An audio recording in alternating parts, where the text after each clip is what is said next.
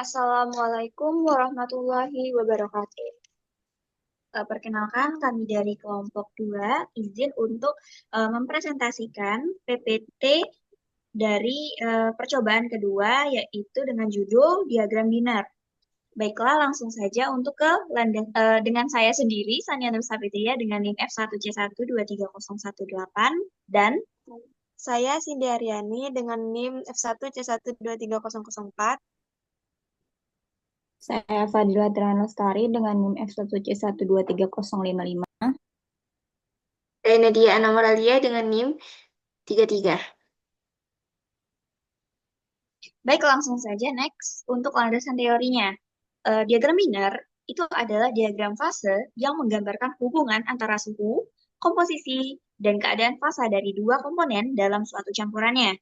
Diagram ini menunjukkan bagaimana perubahan suhu dan komposisi. Hal ini dapat mempengaruhi pembentukan fasa seperti padatan, cairan, ataupun campuran. Dalam diagram ini, sumbu horizontal itu akan menunjukkan presentasi komponen, sementara sumbu vertikalnya itu thermal atau suhu.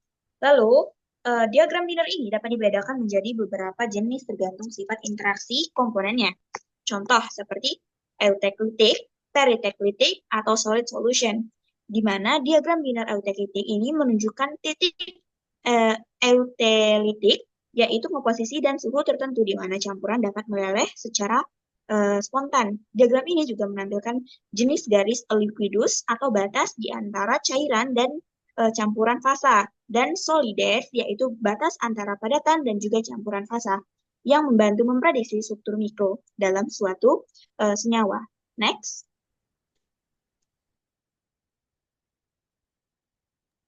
Lalu adapun untuk alat dan bahan yang digunakan pada percobaan ini adalah, alat yang kita gunakan adalah batang pengaduk, batu didih, buret, Erlenmeyer 250 ml, gelas piala, gelas ukur, penangkas air, pipet tetes, dan juga termometer. Sedangkan untuk bahannya, next. Di sini kita akan menggunakan Aquades dan juga Phenol 95%. Next. Baiklah, di sini saya akan menjelaskan skema dari percobaan ini, yaitu yang pertama. Bentar ya, ngelik ya. Ini bisa dipotong nggak sih? Nah, Lanjut yang pertama baik. itu diisi pada biodap bersih, diisikan Aquades. Lalu dibersihkan dan dikeringkan almer. Lalu ditimbang tabung reaksi di atas timbangan. Lalu disiapkan penangas lengkap dengan batu didih. Fenol itu ditambahkan 2,5 gram fenol ke dalam aluminium, ditambahkan 0,2 mili Aquades menggunakan biuret, lalu dipanaskan. Dalam penangas, jika larutan menjadi keruh, dicatat suhu jika menjadi jernih lagi. Itu untuk menentukan T1. Lalu dibiarkan suhu naik sekitar 4 derajat Celcius, lalu dikeluarkan aluminium dari penangas, dibiarkan dengan sambil terus diaduk, lalu dicatat suhu T2 tepat pada saat larutan menjadi keruh, lalu ditambahkan 0,2 mili Aquades ketika suhu larutan mendekati suhu kamar, lalu dilakukan pengulangan dari penambahan Aquades menggunakan biuret dengan volume air yang berbeda.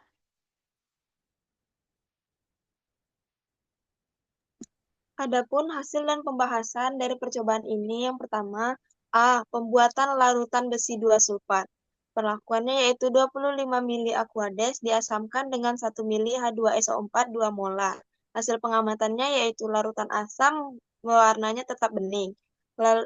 Lalu dilarutkan dengan 8 gram amonium besi 2 sulfat dalam larutan tersebut. Hasil pengamatannya yaitu larutan menjadi berwarna hijau muda. Adapun dilakukan pengasaman pada Aquades dengan asam sulfat ini bertujuan untuk menciptakan kondisi yang optimal untuk terjadinya reaksi antara besi dan sulfat.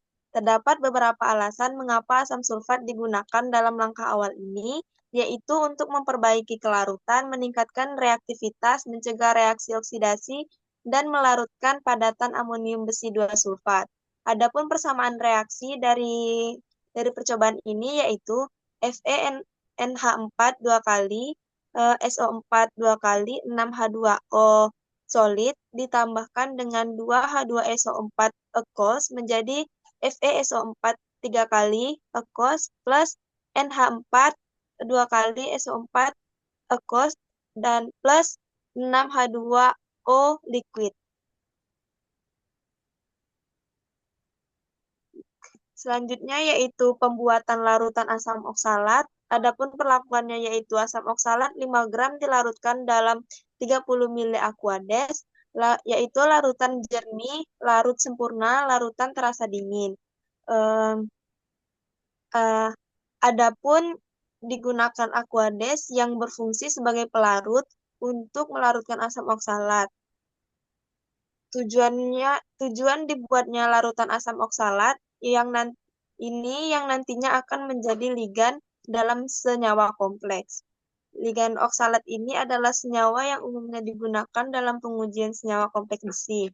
Adapun persamaan reaksi dari percobaan ini yaitu H2C2O4 solid plus 2H2O liquid menjadi C2O4 aqueous plus 2H3O liquid. Selanjutnya yaitu C, penentuan rumus molekul senyawa kompleks. Adapun perlakuannya yaitu larutan asam oksalat dicampurkan dengan larutan amonia besi 2 sulfat. Larutan berwarna oranye bening. Dididihkan dan didinginkan, larutan kuning muncul endapan. Lalu disaring dengan corong Bachner, ditimbang kertas saring, yaitu kertas saring kosong dengan berat 1,122 gram. Lalu endapan yang didapat dicuci dengan Aquades. Endapan dicuci kembali dengan aseton, lalu dikeringkan dan ditimbang endapan. Berat endapan 6,870 gram. Ditentukan rendemen. Didapatkan rendemennya sebesar 49,0278%. Adapun persamaan reaksi dari percobaan ini yaitu Fe2 plus aqueous plus C2O4 2-min aqueous menjadi FeC2O4 solid. Adapun tujuan dari mencuci endapan dengan Aquades panas dan aseton ini untuk mendapatkan endapan yang lebih spesifik. Pencucian menggunakan aseton dan air mampu menghilangkan ion sitrat dan ion sisa sintesis tanpa merusak struktur sitrat yang melalui magnetic disk tersebut dari endapan.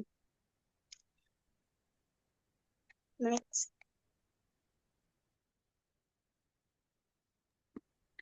Selanjutnya yaitu penentuan komposisi hasil sintesis. Sebanyak 0,3 gram sintesis dilarutkan dengan 1 mili asam sulfat. Pelarutan tersebut berfungsi untuk melarutkan senyawa kompleks dan memastikan ion-ion bebas dalam senyawa asam yang sesuai dengan titrasi redoks. Didapatkan hasil yaitu larutan berwarna kuning. Kemudian dititrasi dengan larutan standar KMnO4 0,1 m. Untuk menentukan kadar ion oksalat dalam larutan berdasarkan reaksi redoks antara oksalat dan KMnO4. Hasil volume titrasi yaitu 3,5 mili, larutan berwarna coklat bening. Kemudian ditambahkan 2 gram serbuk zinc, dipanaskan selama 5 menit. Proses tersebut bertujuan untuk mereduksi ion Fe3+ menjadi Fe2+ agar dapat dititrasi dengan KMnO4 pada tahap berikutnya. Didapatkan hasil larutan berwarna abu-abu, larutan berkurang dan mengendap. Kemudian dites dengan 1 tetes larutan tiosulfat. Bertujuan untuk memastikan semua Fe3+ sudah direduksi menjadi Fe2+. Didapatkan hasil larutan berwarna merah jambu. Kemudian disaring dengan kertas saring, dicuci dengan H2SO4, dan dikeringkan. Penyaringan tersebut berfungsi untuk memisahkan sisa padatan zinc dari larutan tersebut setelah proses reduksi selesai. Kemudian dicuci dengan H2SO4 untuk membersihkan sisa zinc dan atau kotoran lain yang mungkin masih menempel pada kertisarin. Kemudian dikeringkan untuk menghilangkan sisa pelarut dan memperoleh kertasaring agar mudah ditimbang dan digunakan kembali. Didapatkan berat sebesar 4,652. Kemudian dititrasi filtrat untuk menurunkan kadar ion Fe2 yang terbentuk setelah dititrasi. Kemudian ditentukan kadar oksalat dan air. Menghitung komponen-komponen dari hasil sintesis, yaitu berapa banyak oksalat dan molekul air yang terikat. Kemudian ditentukan rumus empiris. Didapatkan rumus reaksi, yaitu 2 Fe3 plus aquos ditambah Zn solid menjadi Fe 2 plus aquos ditambah Zn2 plus aquos. Reaksi ini merupakan reaksi redok, yaitu reduksi dan oksidasi, di mana Fe3 plus mengalami reduksi menerima elektron menjadi Fe2 plus. Zn mengalami oksidasi melepas elektron menjadi Zn2 plus. Reaksi ini berjalan spontan karena Zn lebih elektropositif dibandingkan Fe, sehingga Zn mudah teroksidasi dan mereduksi Fe3 plus.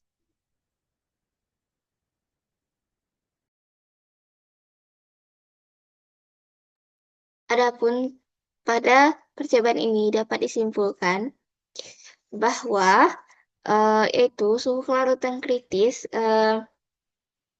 dari sistem diagram binar dapat menghasilkan sekitar 1,48%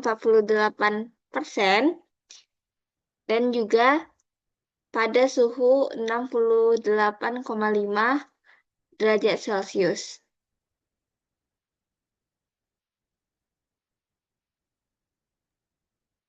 Baik, sudah lah, weh. Running out of time. Aku bikin lagi nih ya.